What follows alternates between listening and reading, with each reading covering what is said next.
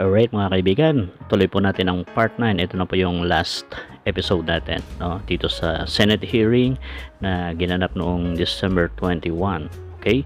So ang susunod na hearing will be on January 13. Okay mga kaibigan, so kanina sa part 8, ginigisa si Crisel Mago, no? Ni Senator Gordon tungkol dun sa kanyang tax identification number. No, sana panoorin nyo yung part 8 para mas makarelate kayo dito sa part 9. Alright? Okay, without further ado, sabi nga sa Ilocano, awanen unay ado. Huwag na nating patagalin. Eto na, in 3, 2, 1. That your TIN number is an invalid TIN number. We have at least 2 official documents from the Bureau of Internal Revenue certifying that your TIN number is invalid. Now, why do you think that happened?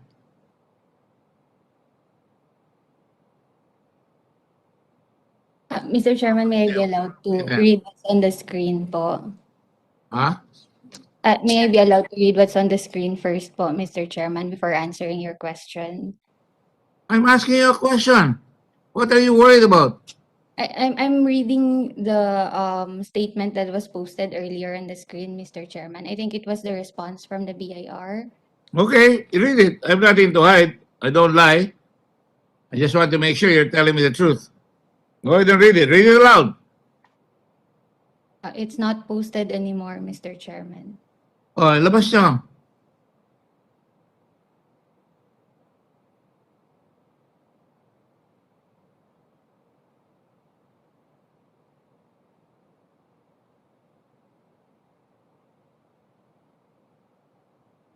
Read it. Aloud, please. This refers to your letter dated November 11, 2020. This is addressed to Director General Rodolfo Noel Kimbo, correct? Yes, tama po, Mr. Chairman. Sige, basahin mo yung this refers. This refers to your letter dated November 11, 2021, requesting for clarification on some details about Crisel Grace Mago, one of the officers or employees of Pharmally Pharmaceutical Corporation, in relation to our letter dated September 22 of 2021. In that letter, we mentioned that there are no records available under that said name. You have found, however, from the documents obtained from the Securities and Exchange Commission, that Ms. Mago's TIN number is 702-911-769-000. Relative hereto, you are requesting for the profile details of the taxpayer using the above-mentioned TIN. In reply, please be informed that upon verification of the Bureau's Integrated Tax System or ITS, Internal Revenue Integrated System or IRIS, and E-Reg system, we reiterate our earlier findings that there are no records available for Crisel Grace Mago. This only shows that said taxpayer is not registered with the BIR. Verification also discloses that TIN 702-911-769-000 is an invalid TIN. What do you say about that now? Mr. Chairman, if I remember it correctly po, my TIN was registered by my first job, yung company po, that Korean company. And they were paying my taxes po as a salaried employee. And this is also the tax number, tax identification number that I provided to Pharmally once I got employed. And I believe that they are paying my taxes po through this TIN number. So I also don't know why invalid po yung TIN number ko. But please allow me to check po kung what's wrong, kung bakit po invalid yung TIN. As far as I know, mayroon pong mga annual, I'm not aware, I'm not sure of that BIR form na pinaprovide po sa mga employees annually regarding the TIN po na binabayaran.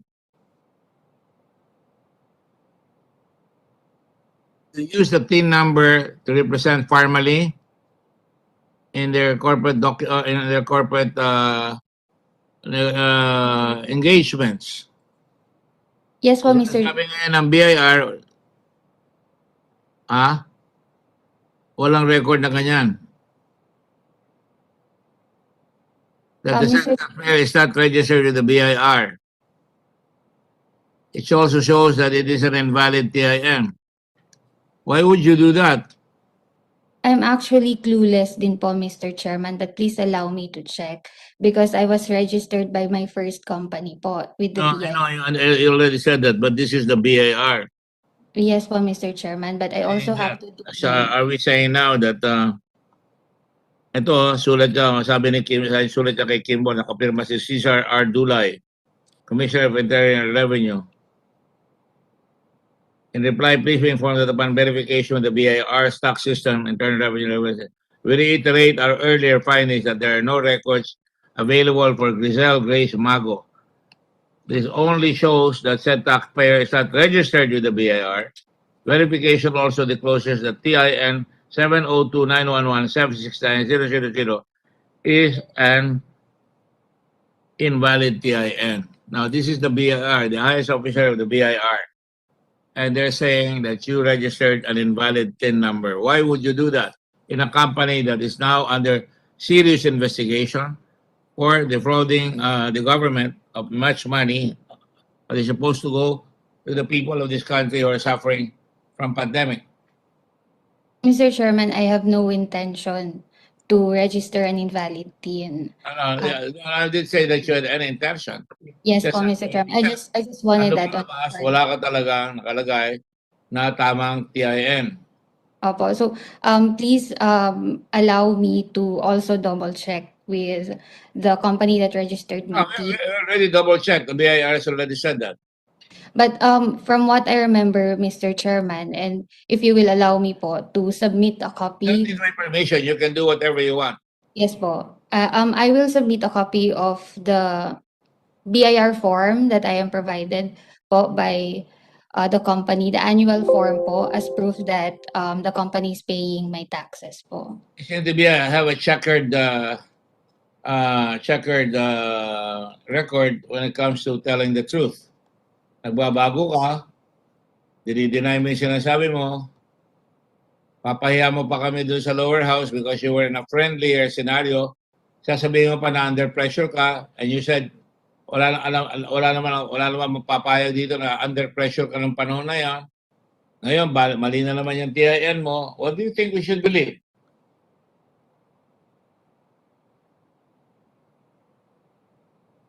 You cannot forever masquerade as a goody-goody young lady. That's what I believe you before. You did not even bother to check if your employer really registered you with the BIR. That's negligence on your part.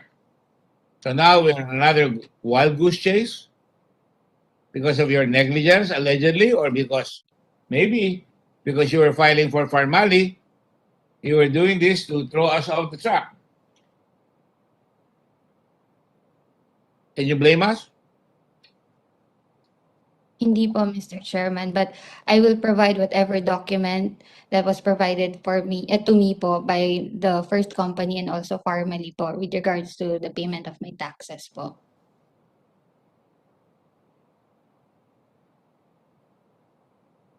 That is your personal responsibility.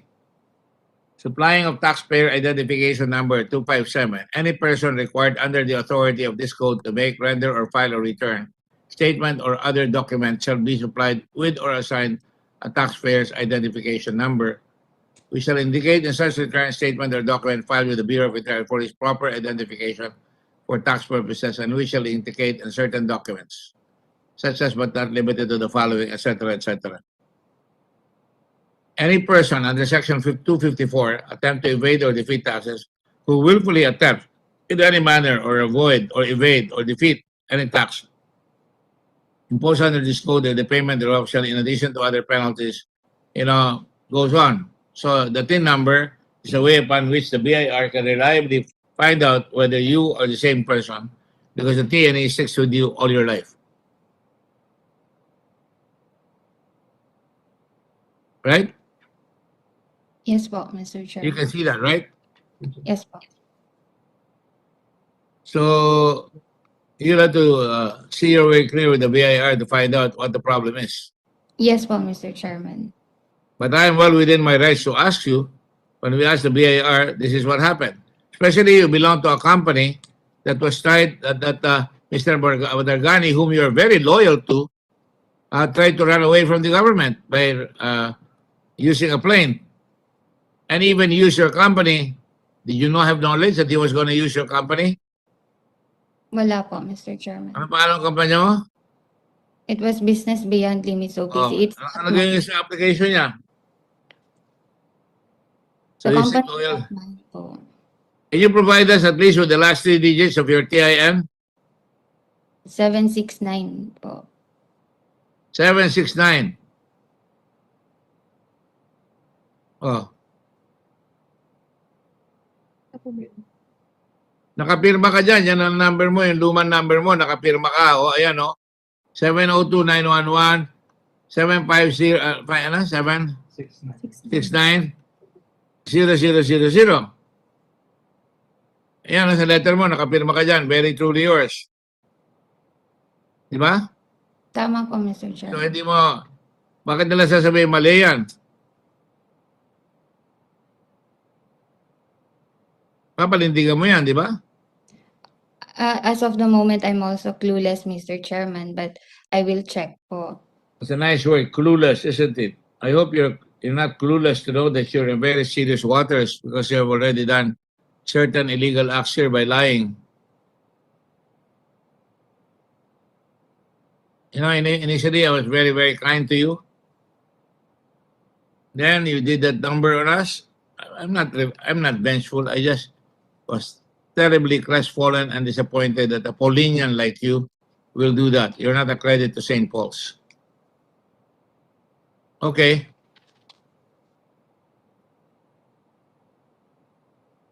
Copy of ID. Submit us a copy of your ID. Do you have a copy of your ITR? Yes po, Mr. Chairman, I have po. Did you submit it to the committee? Yes po, Mr. Chairman. Yun po yung sinasabi ko kanina. Ano yan? Yun po yung sinasabi ko kanina, Mr. Chairman, that I will submit any document that I have as proof that I paid my I taxes. don't think I remember you saying that. You said you'll have to call. You're asking me permission whether you can do it in private or you can even consult the fact that your lawyer, right? Di ba? Pero Yes, ayaw mo ma'am. sinasabi yan ngayon. So submit mo. Yes po, Mr. Chairman. I will submit po.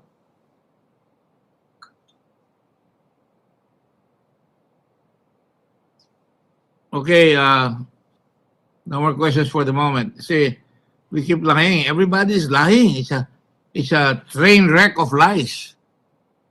Every section that we try to ask, may lying, may evasion.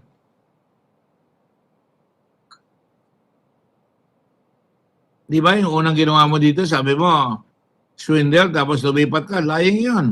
Bumaliktad ka doon sa kabila. Sabi mo, tinatakot ka. Di naman kayo tinatakot. Okay. I'll excuse you for the moment. Unless Senator Dillon wants to ask a question.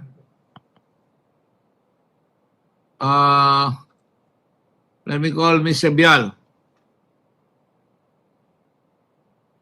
Ms. Sebial, are you there?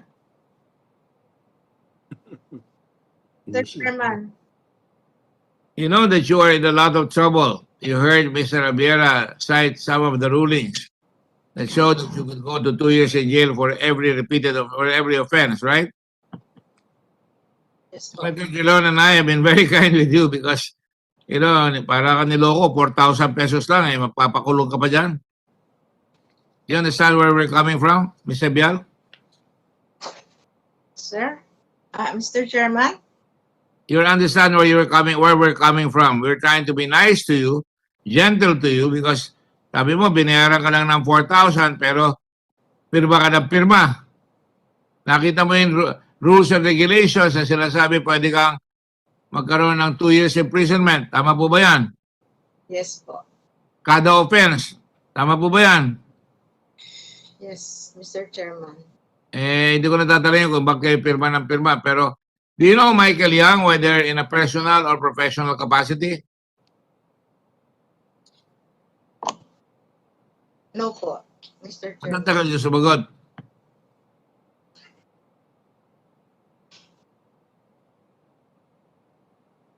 Kilala niyo No ba po. o hindi? No,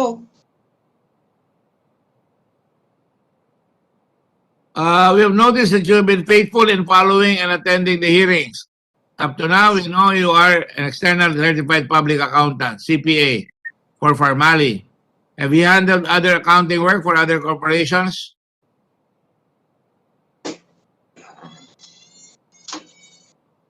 I have a bookkeeping, ano sir, Ma'am, lakas nyo, hindi ko kayo marinig. meron po akong bookkeeping din. Bookkeeping. Opo.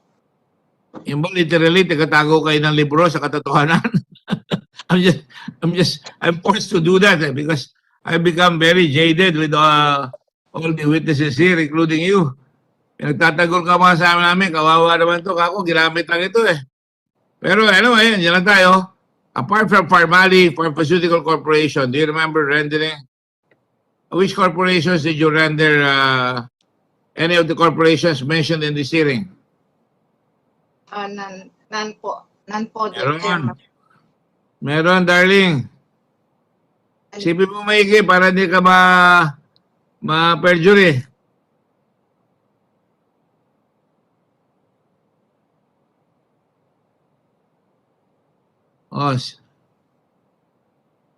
Pali Estate Holding Corporation. Correct?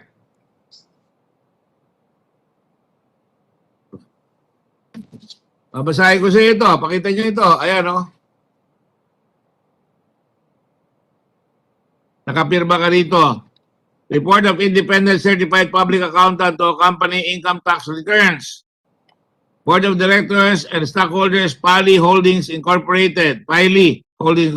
I have audited the financial statement of Pali Holdings for the year ending December 31, 2016, on which I have rendered the attached report dated March 14, 2017. In compliance with Revenue Regulations B20, I am stating the following: taxes paid or accrued, etc., etc. I am not related by consanguinity or affinity. Signed, Iluminada A. Sebial. So, hindi totoo yung sinasabi mo na wala ka nang hinawakan dito sa mga ibang kumpanya. Nitong grupong ito. Tama? Ay, hindi ko na po natandaan. Hindi nyo na matandaan. Bakit ba pinapahirapan nyo kami, ate? Ayan, interruption po ulit mga kaibigan, ano? Kasi may nakita na naman tayong very unlikely na sagot, very unusual para sa isang certified public accountant. Alam po ninyo mga kaibigan, ang mga accountant ay isa sa mga profesyon na they are very keen into details. Ultimo sentimo, hinahanap-hanap nila para mabalanse yung mga disbalanse. Now, natanong siya ni Senator Gordon, itong si Madam Accountant, Miss Madam Sibyal, ano? Kung kilala niyo si Michael, yang hindi daw, no? So, isang ano na yun, kliyente mo, hindi mo kilala. And then, okay, sabihin natin hindi niya talaga kilala, hindi niya naalala. But then, nung kinorner siya ni Senator Gordon, kung bukod sa Pharmally ay meron pa ba siyang ibang kumpanya na pinagserbisyuhan, no? Na any company na associated sa Pharmally or sa business beyond limits. Okay, ang sabi niya wala. Again, ang memory ng mga accountant, di po matatawaran yan. Parang mga doktor din yan, engineer or lawyers. So, categorically, sinabi niya, wala siyang maalala. So, again, lagi ko sinasabi, may advanced research ang Blue Ribbon Committee. And now, nung pinakitaan siya ng dokumento, binasa yung kanyang mga pinagpipirmahan, ang sagot ni Madam Accountant ay, nakalimutan ko lang po, Your Honor. Ano ba yun? Alright, so ano pong masasabi niyo dyan mga kaibigan, ano? Okay, so tuloy natin ulit. Mahuhuli naman eh. Di ba? Sus Mario Josep, oh. Oh. Ito naman. Meron pa isa. Iluminada Sibyal as external CPA for both Pharmally, Medical Young Referred Company, and Pali Estate, Michael Young Company, Clark Majestic, second largest company. Kasama po ba kayo dyan sa Clark Majestic? At saka dito sa Philippine Foodie Sheng Group?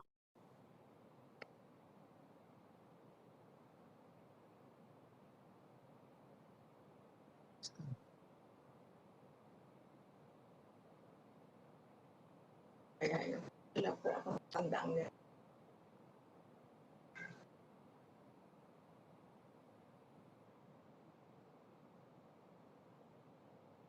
Sama po ba kayo dyan?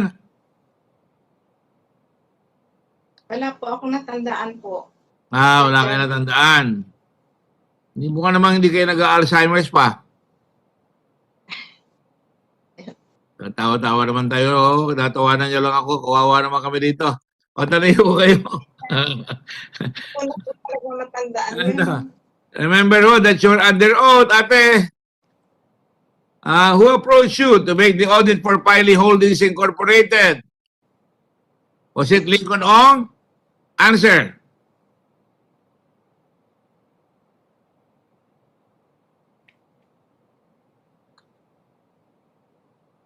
Sino po ang nag-approach sa inyo to make the audit for Pharmally Holdings Incorporated? Ay, hindi ko na Si po Lincoln Ong po matandaan. ba? Chairman. 27. Ano po? Hindi ko na po matandaan yun po, Oh, Mr. ibigay Chair. ko naman ang sagot. Hindi ko niya matandaan. Si Michael Yang po ba? Bigla na lang kayo nag-audit, hindi niyo matandaan. Pwede ba naman hindi niyo maintindihan? Ako naman, oh, ate. Hindi niyo matandaan? Kinuha kayo, hindi niyo matandaan? Ako, kahit na hindi ako binayaran ng kliyente ko, natatandaan ko eh.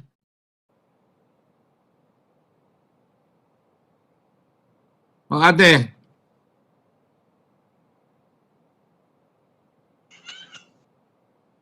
Si Rose Nonolim, in-approach ba kayo? Hindi po. Oh. Who did you interact then with Pharmally? Nung ginawa niyo yung auditing ninyo, sino kausap niyo, ate? Sorry po ha, I have to ask you these questions.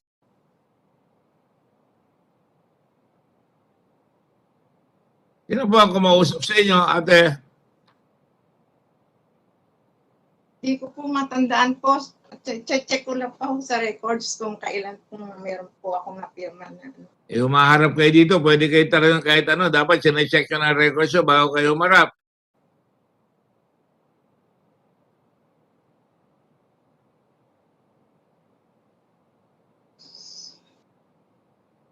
Did you render any of the corporations associated with Michael Yang and other such personalities such as Lin Wei Xiong? Naging kliyente niyo ba siya?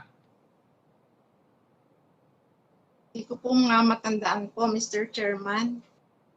Hindi niyo rin matandaan. Opo. May natatandaan ba kayong kliyente niyo? Ano ba naman, ate? Hirap naman ang buhay natin. Ay, naku, ate. Hindi naman pwedeng hindi nyo maintindihan. Babasag ako na alias twinkle kayo. I'm not mocking you. I'm just really shaking my head in disgust. Oh, si Rose Donolim, hindi nyo matandaan. Hindi po.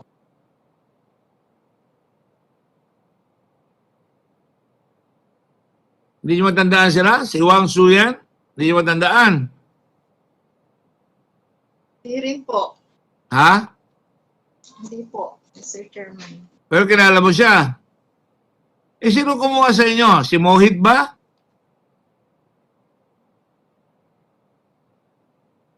Si Mr. Mariano po. Oh, Mr. Mariano, baliktad damon to. Siya pong Kasi po- sa audit. Mr. Mariano, andyan ka ba? Here, sir. Ikaw ba kumuha kay ate? For Pharmally Pharmaceutical po. Kinuha mo siya? Yes po. Oh, bakit mo siya kinuha? Siya po, sir, yung kilala ko po na auditor.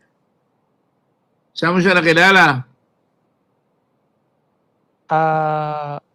Sa BIR po, sir, yung messenger ko po. Messenger mo. So bago mo siya pinakilala sa'yo ng messenger mo, hinanapan ka ba ng Pharmally ng external auditor? Hindi po, sir. O, paano mo binigay? Hinila mo lang siya. Nanghula ka lang, no? Kailangan ng Pharmally ng external auditor. Ganun ba yun? Sir, that was Naman yan, pa po, palabo istorya nyo.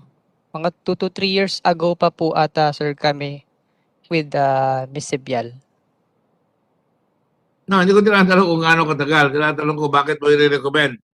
Sinabihan ka ba ng Pharmally? Hanap mo ako ng external auditor? Hindi po, sir. Okay ba? Sindikato kayo talaga? Teammate kayong dalawa? Hindi po, sir. O ano pala? Paano nangyari yan? Kay Miss Sibyal po kami nagpapa-audit, Mr. Chairman. Oh, well. You know, this is one of the most unique experiences I've had since I've been Blue Ribbon. Nobody remembers, everybody evades. Pag nakalimutan, I don't remember. Nahuhuli naman lahat kayo eh. Di ba? Huwag naman ganyan. Alright? Ate, ano na lang natatandaan mo? Sige, baliktad ang tanong. Ano ba natatandaan mo na lang? Tama ba yung ginawa mo? Sina-certify mo tapos hindi mo sila matandaan? Sabi mo, hindi mo matandaan yung file, pero ikaw nag-certify. Lahat ng ginawa mo, tama. Amo gano'n. Lahat ng ginawa nila, tama. O paano naman yan? Alam niyo, ang certified public accountant, talagang tama yan. Alam niyo naman yan, hindi ko na kailangan dapat sabihin.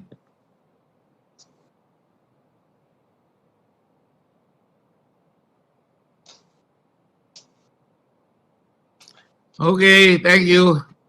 I don't want to be unnice to a nice lady like you. You look like a very nice lady and I respect you.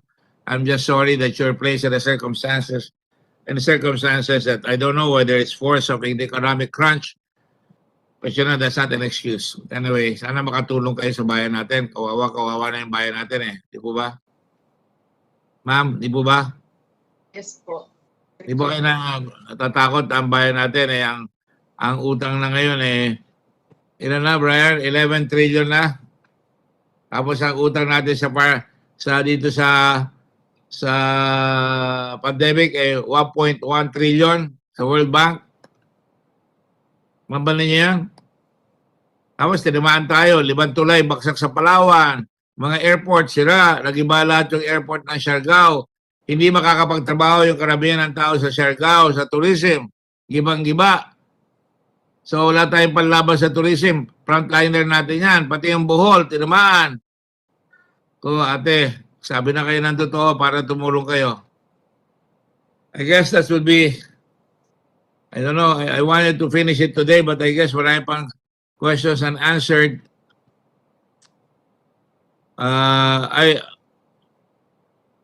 Green trends.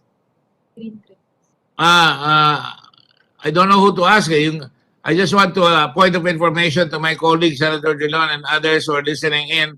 I just want a point of information here that green trend has how many cases?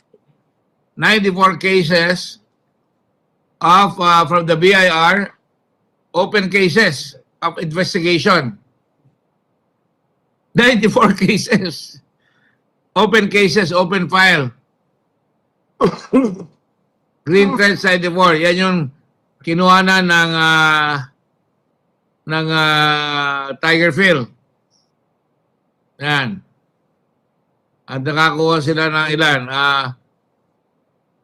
March 12, first layer, Green Trend. Ang unit price nila 18 pesos. Total amount 9 million. Tapos March 25, 2020, nakakuha sila ng 11.9 million. Tapos the next one, third layer, 13 million dito sa March 25. Ulit. Ibig sabihin, wala nakakakilala dyan. Hindi alam kung anong pwesto, anong lugar. Pero ang BIR, meron silang 94 open cases. Ewan ko kung ano ibig sabihin nun. Ano ba ibig sabihin nun? Meron bang tao sa BIR dyan? Ha? Ayan, ano nakalagay dyan? Certification. Laki mo ito. Aforesaid taxpayer has 94 open cases as of September 2021 per integrated taxpayer system, case monitoring system for failure to file the following tax return, to wit, taxable year 2016, form type, ayan, dami. Hanggang 2021, taxable year. I don't know how to make ends about this, but Mr. Duterte, payagan nyo na yung BIR para mapaliwanag naman sa taong bayan kung ano ibig sabihin naman 94 cases. Ano po? Diastolic blood pressure, mataas yung 94. Maybe our consultant, Mr. Abrea, can give us I think he came from the BIR before. Can he give us a brief explanation? Good suggestion. Mr. Abrea, Raymond, can you explain this to us? Mr. Abrea, are you still there? Wala na. I'm sorry, he left already. May prior engagement. That's why inuna ko siya. I'm sorry. Well, maybe at the next hearing, shall we say when? Our opening session will be on January 17. What is your preference, Senator Dillon? January 20? Well, we can have it. We can have one hearing before we open our session. I agree. My sentiments as well. Yeah.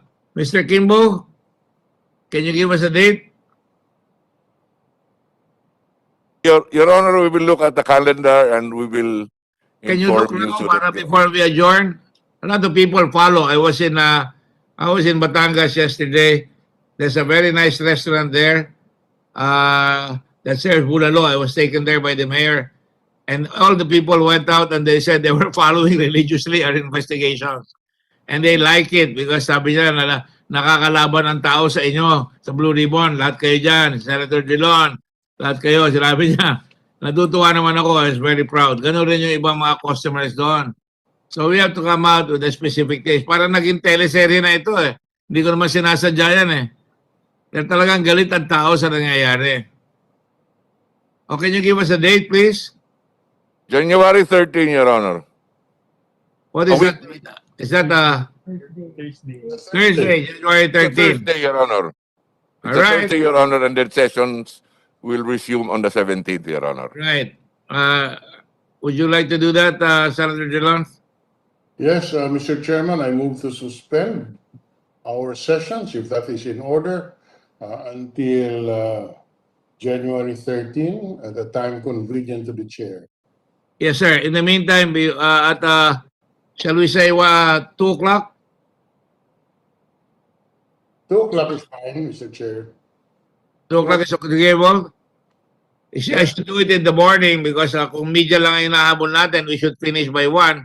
Hindi naman ako nung mahabol lang media eh. Kaya lang, we have so many work to do eh. I'm sure we'll still be busy with the typhoon aftermath. I'm glad that the Secretary of National Defense, as an aside, I think they sent C-130 already to pick up some of the passengers stranded at the airport because they can negotiate that airport even though there's no terminal. And they were able to get some of the people out. And I commend Secretary Lorenzana for that. But by January 13, at 2 o'clock will be fine. So I also would like to make a request to the Director General. I'd like to write a letter with the permission of Senator Dillon and our colleagues that we sent a letter already to the Secretary of Justice on some of our findings that I think we can move on already, if that's okay. Yes, Your Honor. It has been sent to your staff, Your Honor. Mr. Chair, Yes, Senator Dillon. may I also request that we officially inquire from the Commission on Audit and the Bureau of Internal Revenue as to the status of the investigation that they are conducting on this on this case. They have committed to us that before the year is over, they can come up with some report. And it is appropriate that we should ask for the status of the investigation that they're doing, if it is in order, Mr. Chairman. We actually inquired already, Senator Frank, November 10, 2021. But we will have to follow up again. I think you're right.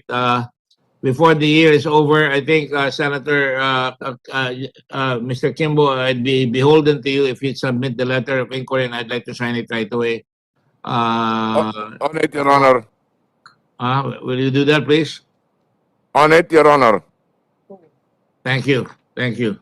You're the most capable, differently abled person I have in life. I've met in life, and I commend you for that. The Commission on Audit is there, Senator Drilon. May I call on the COA? Are you there? Miss Carmelita Enriquez? Ma'am, are you there? Will the COA please answer?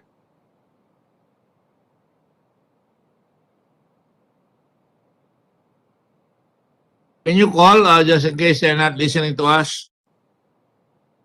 We're checking, Your Honor. They were here during the beginning. Yeah. Miss Ugay is still there, Your Honor. Still Who? connected. Ugay. Rodora Ugay. Rodora Ugay. There's a town in Bicol named Ubay, if I'm not mistaken. Bohol. That's really badly decimated. We're trying to help them right now. Miss Ugay, can you report to us so at least makabawi-bawi naman yung tiga Ubay sa damage sila dito para baka mabawi pa natin yung pera sa mga taong ito na binayad sa kanila unfairly dito sa Pharmally. Mr. Ugay? Miss Ugay rather?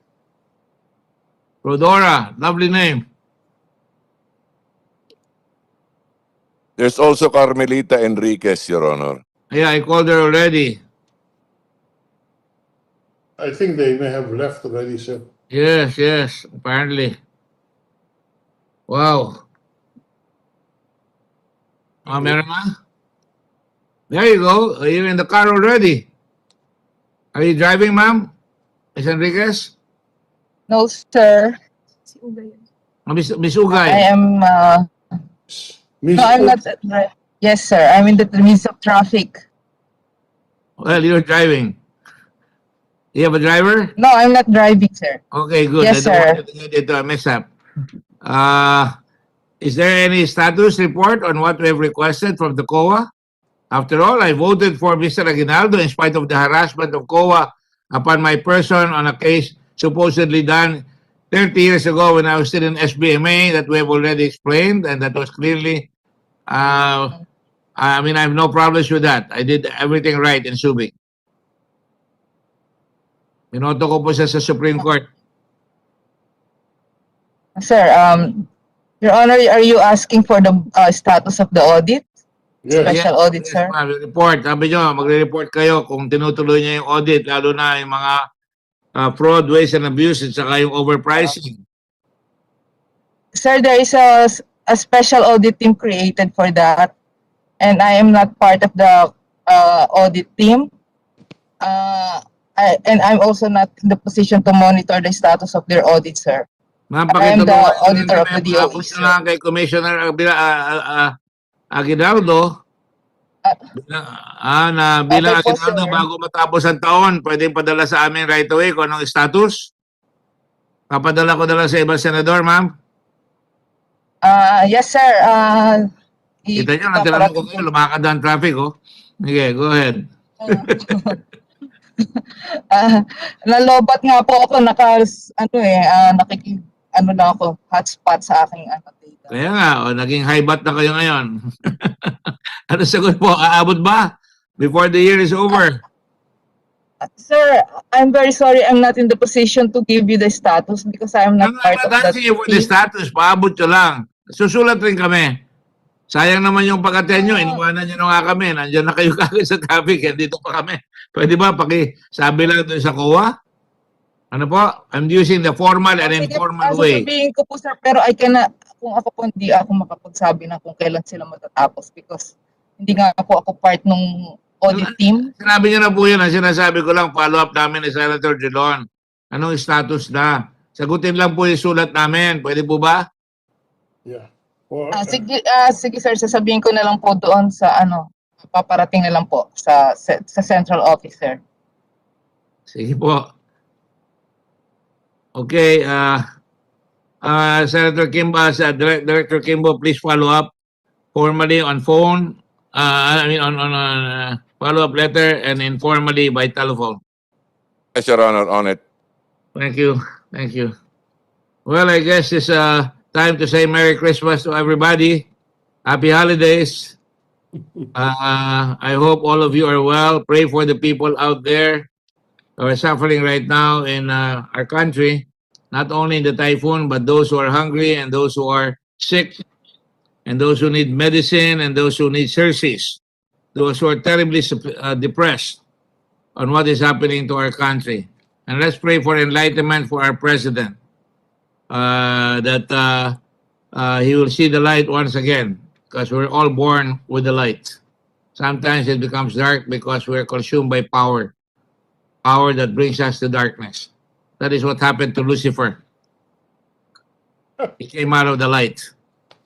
So let's pray that he gets back into the fold of what is right and good for our country and for all of us included. Not just him, but all of us. Thank you all very much. I wish you and your family a very Merry Christmas from Senator Delon and I and all the others from Broome. God bless you. And Good night. please pray for the country and do something for the country. Thank you. Thanks, Frank. Thank you very much. Session is suspended as moved by Senator Delon on 13 January at 2 p.m. Mabuhay ang Pilipinas. Thank you. God bless you all. Okay. There you go mga kaibigan, natapos din yung ating vlog tungkol sa Senate hearing, no? Okay, so in conclusion, ano yung take ko dito? I think meron akong 3 words para sa mga witnesses or resource persons, no? Lahat naman sila evasive. Yung mga sagot nila is unlikely and unusual. But again, yung mga actuations nila na ipinakita during the hearing are not conclusive proofs para i-convict sila. Alright? So, meron pa rin tinatawag na due process at magkakaroon pa rin ng formal trial and hearing, and then a case will be decided, no, against them sakaling mapatunayan yung mga allegations or accusations. So abangan po natin January 13, 2 p.m. final and last hearing ng Blue Ribbon Committee tungkol sa Pharmally at yung mga associated companies, no, na connected dun sa naging operation ng alleged PSDBM scam, may kinalaman sa mga COVID supplies and ano pa ba, kung ano pa.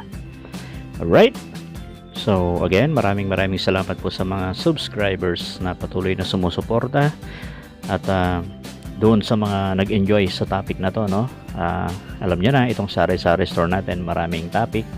Pumili lang po kayo kung anong genre or content ang nag-a-arouse ng inyong interest. So may laya po tayong pumili, di ba? So ang maganda, maraming offerings ang ating channel. Alright, muli ito si Kung Ninja. Advance Happy New Year po sa ating lahat. Stay safe, be well, and of course, always pray. Diba mga kaibigan? Panatilihin ang faith natin. Maraming salamat po sa inyong lahat. Bye-bye.